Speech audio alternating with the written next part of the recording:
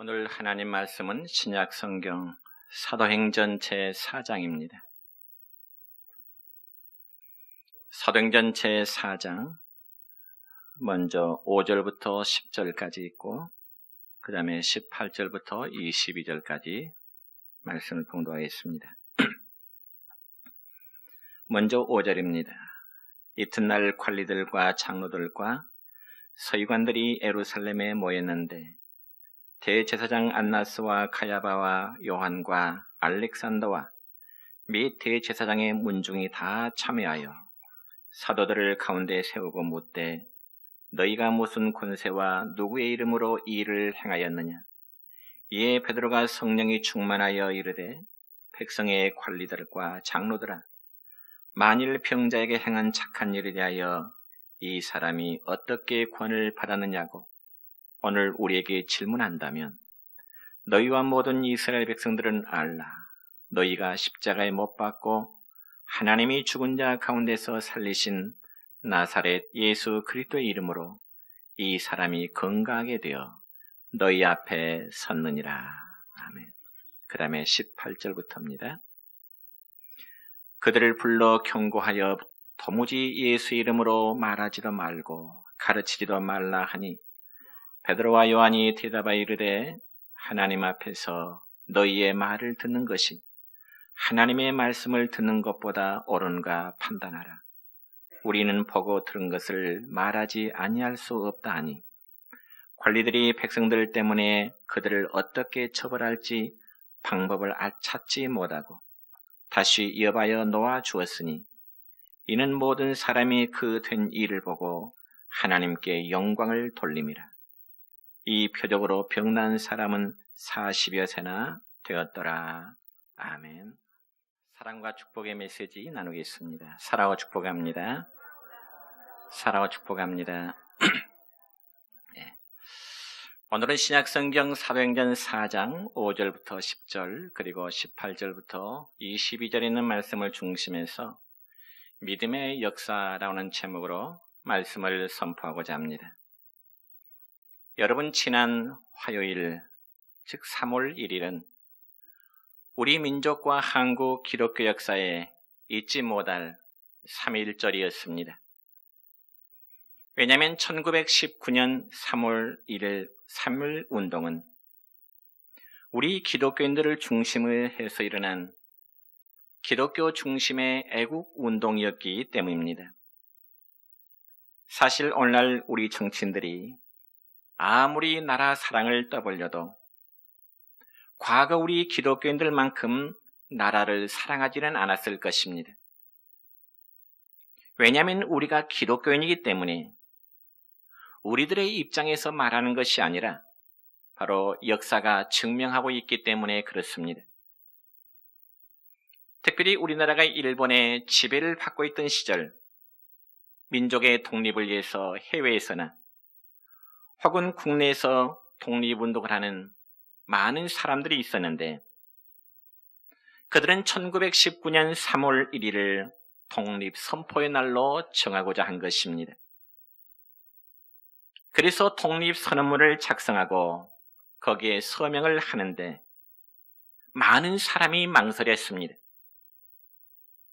왜냐하면 독립선언문을 작성하고 거기에 서명한다고 하는 것은 곧바로 자기 자신의 죽음과도 연결되는 그러한 상황이었기 때문에 그렇습니다. 그럼에도 불구하고 독립선언문에 33명이 서명을 했는데 그 중에 절반인 16명이 바로 우리 기독교인이었습니다. 그리고 15명이 천도교인이었고 나머지 2명만이 불교인이었습니다. 그러니까 우리 기독교인들은 역사 속에서 동족들의 아픔이나 불의한 현실들을 결코 묵과하지를 않았습니다. 그리고 하나님을 믿는 신앙을 가지고 죽음의 정신으로 누구보다도 나라를 사랑했던 사람들이 바로 우리 기독교인들이었습니다. 그래서 3.1운동 당시에 체포된 종교인들의 숫자를 제가 이제 조사해 보니까 참 놀라운 사실들이 밝혀졌습니다. 기독교인 중에 체포된 사람이 바로 2039명으로 가장 많았고, 그 다음 천도교인 중에 체포된 사람이 1063명, 유교인 중에 55명, 불교인 중에 체포된 사람이 41명이었습니다. 그러니까 독립운동으로 인해서 체포된 종교인들의 60%는 바로 우리 기독교인이라는 사실을 증명하고 있는 것입니다.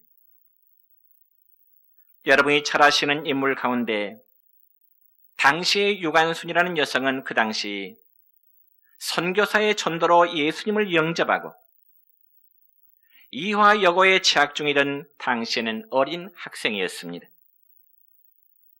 그런데 그는 3.1운동을 주도하다가 결국 감옥에서 숨을 거두게 되었습니다. 그러므로 3.1운동의 중심에는 바로 교회가 있었고 또한 기독교인들이 중심이 되었던 것입니다. 왜냐하면 그들에게는 바로 나라를 사랑하는 문제 때문에 두려움이 없었기 때문에 그럴 거죠. 그래서 신앙 고백의 정신을 가지고 나라를 지키고 회복하자는 운동에 그들은 참여했던 것입니다. 또한 그들은 복음의 확신이 있었기 때문에 결코 세상의 권력 앞에 두려워하지를 않았습니다. 그러므로 역사적으로 볼 때 우리 그리스도인들은 바로 애국자였음을 알 수 있게 됩니다. 여러분 성경에 보면은 우리 예수님도 애국자이셨습니다. 그러면 과연 예수님이 애국자라는 그 사실의 증거가 무엇일까요? 여러분 누가복음 19장의 말씀을 보면 예수님께서는 감람산에서 기도하신 후에 내려오시면서 밑에 바라보이는 저 예루살렘 성이 무너질 미래를 예측하시면서 성경에 보니까 예수님이 눈물을 흘리셨다라고 말씀하고 있습니다. 그러니까 예수님은 인류를 가슴에 품고 조국을 위해서 쉬지 않고 기도하셨던 그 주님임을 알 수 있습니다. 뿐만 아니라 여러분 신약성경 로마서 9장에도 말씀 보면은 바울 사도 역시 그 얼마나 나라를 사랑했는지를 알 수 있는데요. 여러분 로마서 9장 3절의 말씀을 보면 이런 말씀이 있습니다. 시작. 나의 형제 곧 거룩의 친척을 위하여 내 자신이 저주를 받아 그리스도에게서 끊어질지라도 원하는 바로라. 아멘. 그러니까 바울은 이스라엘 곧 자기의 거룩, 친척, 친구, 형제 모두가 다 구원함에 이르기를 간절히 원했다는 것입니다. 그러면 어느 정도나 원했을까? 성경에 보니까 자신이 그리스도에게서 끊어질지라도 자기의 거룩, 친척, 형제들이 다 구원한 받기를 원했던 것입니다. 그래서 이 끊어진다는 말은 쉽게 표현한다면 자신이 대신 지옥 갈지라도 자신이 자기의 동족들을 대신해서 지옥 갈지라도 자기의 동족들만큼은 구원함에 이르기를 간절히 소원했다는 것입니다. 그러므로 바울은 정말 자기 동족들을 대신해서 자신이 지옥에 간다고 할지라도 사랑하는 형제들이 구원함을 받을 수 있다면 차라리 그것을 소원했다는 것입니다. 이런 사실을 볼 때 바울은 얼마나 대단한 애국자입니까? 그리고 이런 마음을 가진 사람은 비단 바울만이 아닙니다. 여러분 구약 성경에 보면 바로 모세도 그런 심정을 가진 사람들 중에 한 사람입니다. 우리가 구약 성경 출애굽기의 말씀을 보면은 하나님은 모세를 들어서 이스라엘 백성들을 애굽 땅 종된 삶에서 그들을 자유케 하셨습니다. 그리고 사막과 같은 그 광야에서 만나의 양식을 그 백성들에게 주셨고 때로는 물이 없는 곳에서는 샘물을 주셨습니다. 또한 낮에는 더위를 피하도록 그들에게 구름 기둥으로 그 더위를 막아주셨고 또한 밤에는 추위를 피하도록 하나님은 그 백성들 앞에서 불 기둥으로 비춰주셨습니다. 그럼에도 이스라엘 백성들은 하나님께 감사할 줄을 모르고 오히려 작은 일에 원망하고 불평을 쏟아 놓았던 것입니다. 그리고는 결국 모세의 형인 아론과 공모해서 그들은 금송아지 우상을 만들어 하나님 대신 섬기고자 했던 것입니다. 그런 여러분, 그런 패간 백성들을 보시고 하나님께서 그냥 두실까요? 아니요. 하나님 모세에게 말씀하시기를 그들을 하나님이 진노하시겠다고, 하나님이 그들을 진멸하시겠다고 말씀하십니다. 그자 출애굽기 32장의 말씀 보면은 자기 백성들을 사랑하는 모세는 하나님께 매달려서 이렇게 기도합니다. 출애굽기 32장 32절의 말씀입니다. 시작. 이제 그들의 죄를 사하시옵소서. 그렇지 아니하시오면 원하건대 주께서 기록하신 책에서 내 이름을 지워버려 주옵소서. 여러분, 모세의 이러한 기도는요, 자신의 이름이 비록 하나님의 생명책에서 지워지는 한이 있달지라도 자기 백성들만큼은 하나님께 용서해 주시고 심판하지 말아달라고 하는 그런 요청의 기도를 모세는 하나님께 드린 것입니다. 그러니 모세는 얼마나 위대한 애국자입니까? 자, 그런데 오늘 본문의 말씀에 보면은 자기 동족을 사랑하는 두 사람의 이름이 언급되는데 그 두 사람은 첫째는 베드로와 그리고 요한입니다. 여러분 사도행전 3장의 말씀을 보면은 이 베드로와 요한이 어느 날 성전에 기도하러 올라가다가 성전 미문에서 구걸하는 한 안진뱅이를 보았습니다.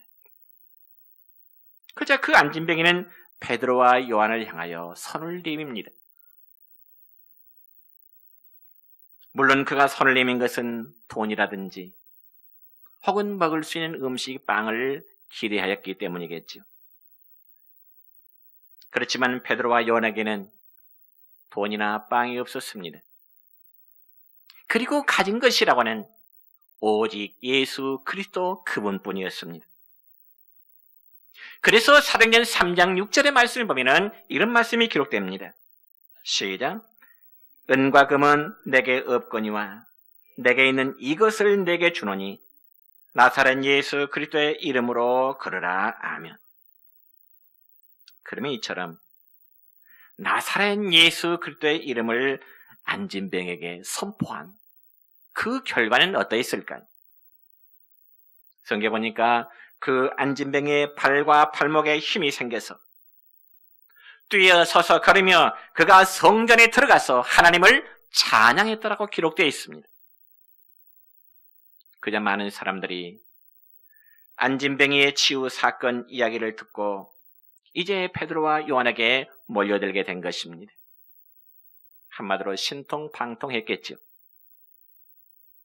그자 베드로와 요한은 몰려든 모든 사람들이 말하기를 여러분 왜 우리를 주목합니까? 그리고 안진뱅이가 고침을 받은 것은 우리의 능력으로 고침이 아니고 오직 우리 주 예수 그리스도께서 행하신 일입니다.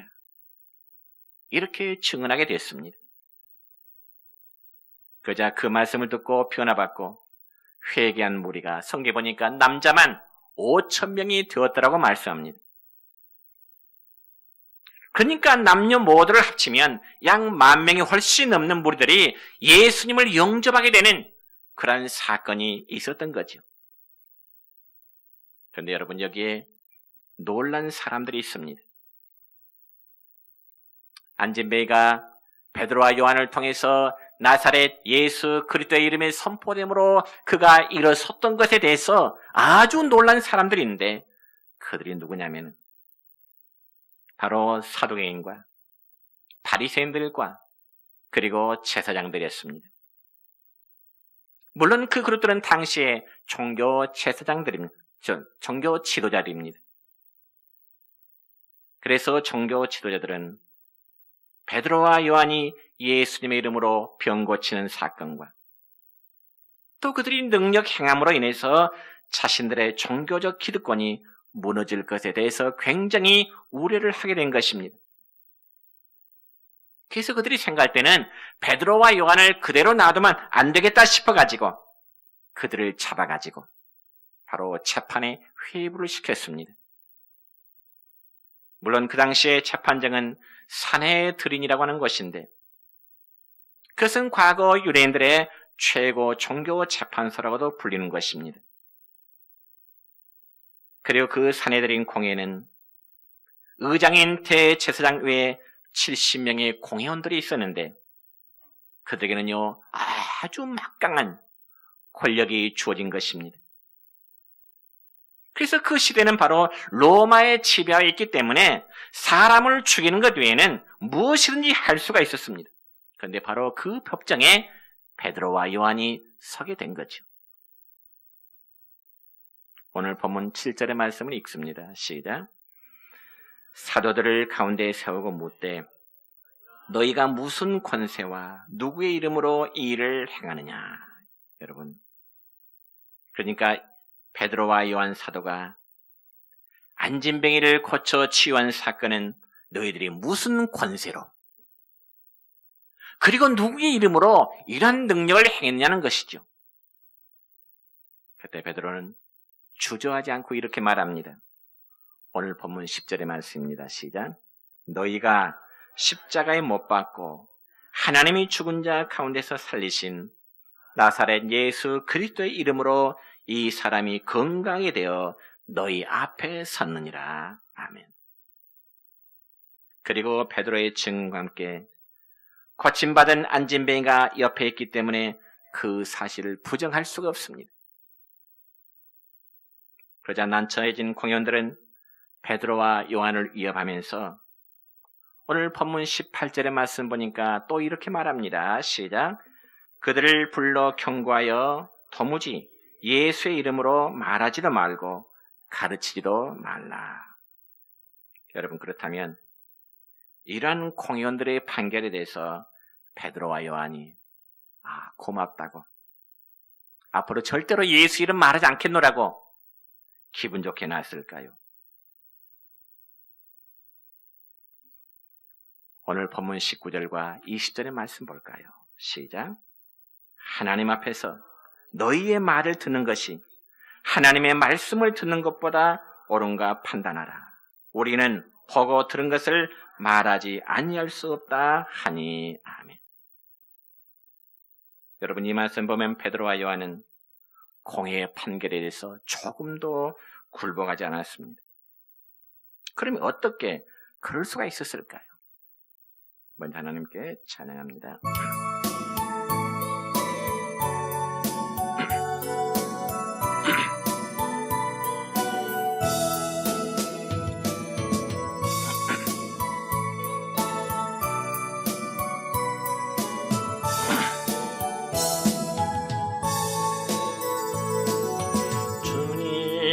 한 분밖에는 아는 사람 없어요. 가슴 깊이 숨어있는 주를 사랑하는 마음, 주님 한 분밖에는 기억하지 못해요. 처음 주를 만난 그날 울며 고백하던 말, 나는 행복해요. 죄사함 받았으니 아버지 품 안에서 떠나 살기 싫어요. 나는 행복해요. 사랑이 샘솟으니 이 세상 무엇이든 채우고도 남아요. 주님 한 분밖에는 사랑 원망하리 없어요. 작은 가슴 뜨겁게 주님 피가 흘러요. 주님 한 분밖에는 약속한 이 없어요. 나를 믿고 따르는 자 반석 위에 서리라. 나는 행복해요. 죄사함 받았으니 아버지 품 안에서 떠나 살기 싫어요. 나는 행복해요. 사랑이 샘솟으니 이 세상 무엇이든 채우고도 남아요.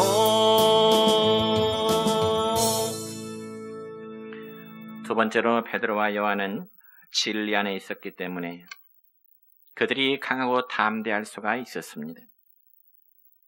여러분, 오늘날 많은 사람들의 관심은 얼마나 잘 사느냐입니다.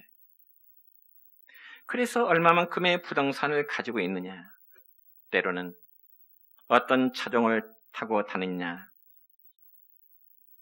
그리고 얼마짜리 메이커 있는 옷을 입고 다니느냐가 어쩌면 사람의 성공 척도이고 관심사입니다.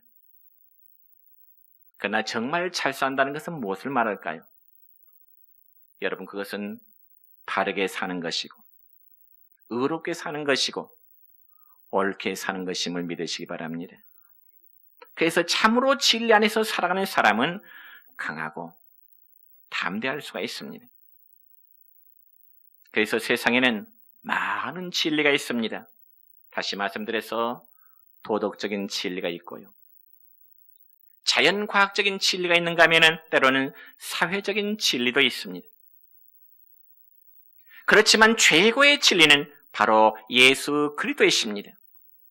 왜냐하면 진리 되신 그만이 우리에게 영원한 생명을 주실 수가 있고요, 그분만이 인간의 죄를 해결할 수 있기 때문에 그렇습니다. 그래서 우리가 잘 안 대로 요한복음 14장 6절의 말씀을 보니까 주님은 이렇게 말씀하시네요. 내가 곧 길이요 진리요 생명이니 나로 말미암지 않고는 아버지께로 올 자가 없느니라고요. 그러므로 베드로와 요한은 진리이신 예수 그리스도를 그들의 마음에 모셔들었고, 또한 그분의 말씀 안에 거할 때 그들은 가장 위대하고 또한 담대한 그런 사역을 할 수 있었던 것입니다. 오늘날도 예수 그리스도 그분의 말씀 안에, 그분의 진리 안에 거하는 사람은 세상 권력 앞에 결코 비굴하지 않습니다. 그렇다면 여러분은 지금 진리 안에 서 계십니까? 아니면 불의한 편에 서 계시는 그런 삶으로 살아가십니까?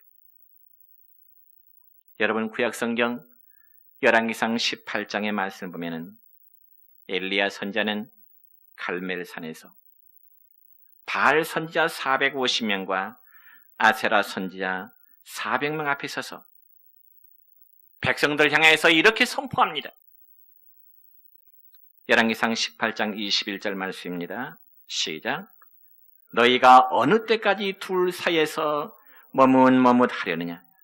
여호와가 만일 하나님이면 그를 따르고 바알이 만일 하나님이면 그를 따를지니라. 아멘.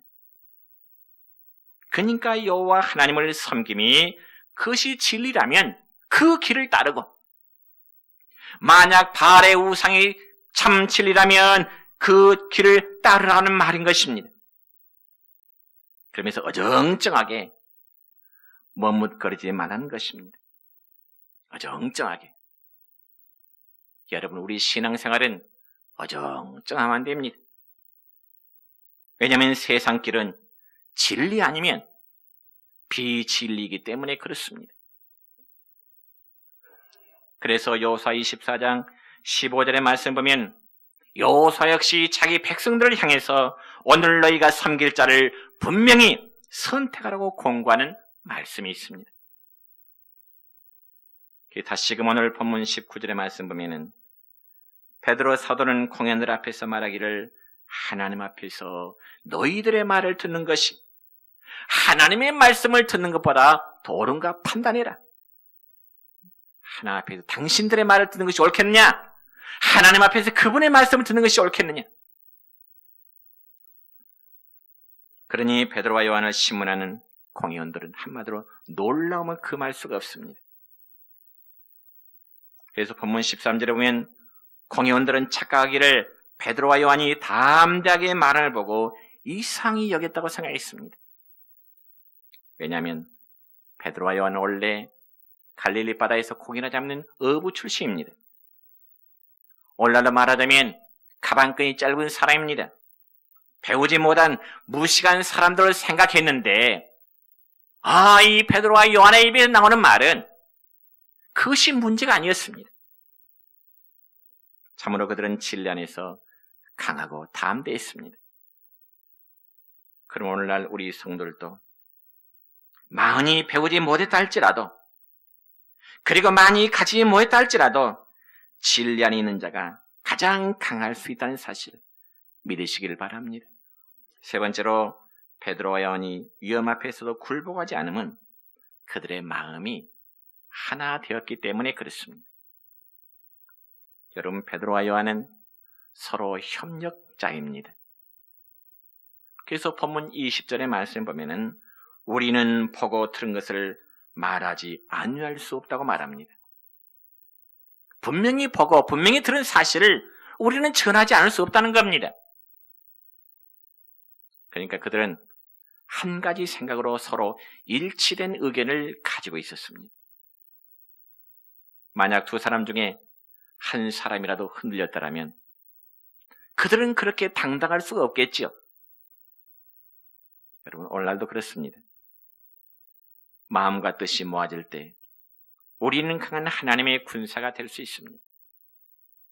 그래서 우리 그리스도인들은 사랑의 띠로 하나가 되었다고 성경은 그렇게 강조하고 있습니다. 그리고 우리는 신앙 안에서 서로 사랑으로 교제할 때 우리의 내정교회는 강한 공동체가 될 수 있으리라 믿습니다. 여러분, 신앙의 법칙은요, 일반 학문의 법칙과는 다릅니다. 무슨 말인가 여러분? 세상의 수학은 1 더하기 1은 2지만은 신앙의 법칙, 신앙의 계산은 다릅니다. 그래서 1 더하기 1은 3이 될 수 있고요. 1 더하기 1은 4가 될 수 있습니다. 왜 그런 줄 아십니까? 두세 사람 있는 곳에 내가 너희와 함께 하시겠다고 주님이 말씀하셨기 때문에 그렇습니다. 2명, 3명만이 아니라 무한하신 능력을 가신 주님이 우리 안에 계시기 때문에 저와 우리는 오히려 세상에 약한 자가 아니라 강한 자의 삶을 살 수 있다는 것입니다. 여러분, 우리 한국교회는 여전히 1000만 성도를 숫자를 자랑합니다. 1000만 성도의 숫자 대단하지요? 그러면 정말 이 1000만의 성도 숫자가 우리의 사회를 변화시키고 있을까요? 우리의 사회가 정의롭게 되어가고 있습니까? 아마 그렇다고 긍정하기에는 많은 부족함을 느낄 것입니다. 그러면 그 많은 성도의 숫자가 있음에도 불구하고 우리 사회가 변화되지 못한 그 이유가 무엇일까요, 과연? 여러 가지 이유가 있겠지만 하나 되지 못하기 때문에 그럴 것입니다. 한국의 1000만 그리스도인들이 참 신앙 위에서 사랑으로 하나될 때 우리는 세상을 변화시키는 등불이 될 수 있을 것입니다. 그래서 지금부터 여러분 97년 전 이 3.1 운동이 세계적인 큰 풍랑으로 일어날 수 있었던 것도 과거에 그들이 어떤 계급이나 신분이나 종교를 초월해서 국가를 사랑하는 면에 있어서 그들이 하나 되었기 때문에 가능했던 겁니다. 그 마찬가지로 베드로와 요한도 마음이 하나 될 때 그들은 큰 능력을 발휘할 수 있었습니다. 그리고 초대교회가 강할 수밖에 없었던 그 이유 하나도 그들은 마음이 하나 되었기 때문이죠. 하나의 예를 들고 말씀을 마무리합니다. 저와 같은 세대에 초등학교 다녔던 우리 성도님들은 다 기억하실 것입니다만은 옛날에 저 세대 초등학교, 즉 국민학교 다닐 때 국어책에 보면은 이런 재미있는 이야기가 있습니다. 국어책에 보면은요, 개미와 비둘기가 정답니다. 정답니다. 비둘기와 개미가 숲속에 살았어요. 무엇이요? 비둘기와 개미가. 그런데 하루는 비가 굉장히 많이 와서 그 들판에 홍수가 났습니다. 그러자 개미는 홍수에 떠내려가게 되는데요. 그 순간 나뭇가지에 앉아있던 비둘기가 보았습니다. 개미가 물에 떠내려가거든요. 그러자 비둘기는 떠내려가는 개미를 불쌍히 여겨서 나뭇가지 잎사귀를 하나에 떨어뜨렸습니다. 그러니까 그 개미가 나무 잎사귀에 오르게 되는 거죠. 그래서 떠내려가는 개미는 다행히 그 비둘기가 떨어뜨린 나무 잎사귀에 올라서 생명을 이제 건질 수가 있었습니다. 그래서 개미의 생각에는 너무나 고마워서 언젠가는 저 비둘기에게 은혜를 갚아야 되겠는데 개미가 그 생각을 한 거지요. 그런데 어느 날 숲속에서 사냥꾼이요, 비둘기를 향해서 총을 켜놓고 있는 것입니다. 그 모습을 개미가 보았어요. 그래서 개미는 쏜살같이 사냥꾼의 발에 기어올라가서 있는 힘을 다해서 사냥꾼의 발을 물었습니다. 비둘기를 향해서 총을 켜놓고 있던 사냥꾼이 갑자기 팔에서 개미가 꽉 무니까 어떠겠어요? 깜짝 놀라 소리를 지르면서 허공에다 총을 쏘아버린 거죠. 그러면 비둘기가 맞아 떨어지겠어요? 안 떨어지겠어요? 비둘기가 죽었겠어요? 안 죽었겠어요? 안 죽겠죠. 비둘기는 멀리 날아가 버렸습니다. 자, 어린 시절 초등학교 다닐 때 책에 있었던 그 이야기가 설교를 준비하면서 기억나길래 그 이야기에서 가만히 생각해 봤습니다.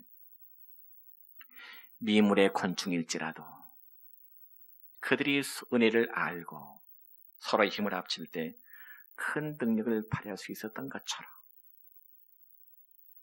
오늘날 우리의 신앙생활, 교회도 마찬가지겠다. 그래서 시편 133편 1절의 말씀 보면 이런 말씀이 있습니다. 시작. 보라, 형제가 연합하여 동거함이 어찌 그리 선하고 아름다운고. 믿습니까? 자, 갈라서 5장 15절입니다. 시작. 만일 서로 물고 먹으면 피차 멸망할까 조심하라. 다시 한번 읽을까요? 시작. 만일 서로 물고 먹으면 피차 멸망할까 조심하라. 우리 각자에게 주시는 말씀으로 받아할 줄 믿습니다. 어느 누구도 죄담이 없이 형제가 연합해서 동거하는 것이 어찌 그리 선하고 아름다운고. 형제들끼리 서로 물고 먹으면 피차 멸망한다. 우리가 사랑으로 하나 될 때, 성령으로 하나 될 때 가장 강할 수 있는 것입니다. 바라기는 하나님의 자녀들인 우리 내전교회 가족들이 항상 마음을 다하고 뜻을 다하고 힘을 다할 때 하나님의 큰 역사가 이루어지시기를 우리 주님의 이름으로 축원합니다.